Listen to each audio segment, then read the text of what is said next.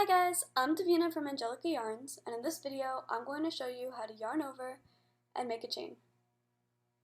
To get started, you're going to need some yarn and a crochet hook. The first thing you need to do is make a slip knot. If you don't know how to make a slip knot or how to hold your yarn and hook yet, you can learn by checking out the links in the description below.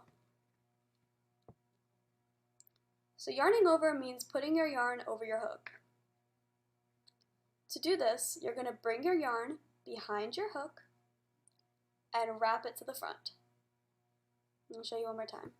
Starting on the left side, you're going to bring your yarn behind towards the right side and pull it back to the left side. Okay. Now I'm going to show you how to make your chain.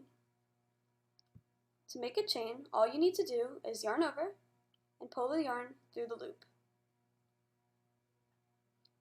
When you do this, make sure that you're twisting your wrist just enough where your hook is pointing to your left hand. Because if you don't twist your wrist, your hook will get caught on the loop like this, and you don't want that.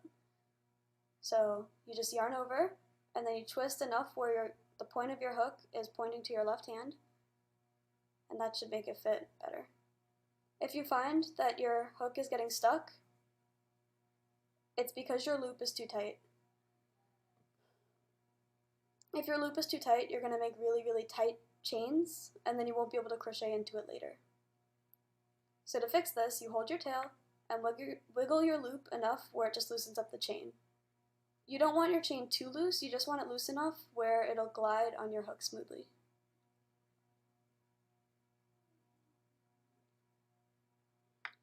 So as your chain grows larger, you're going to want to reposition your fingers and your grip to be up against your hook.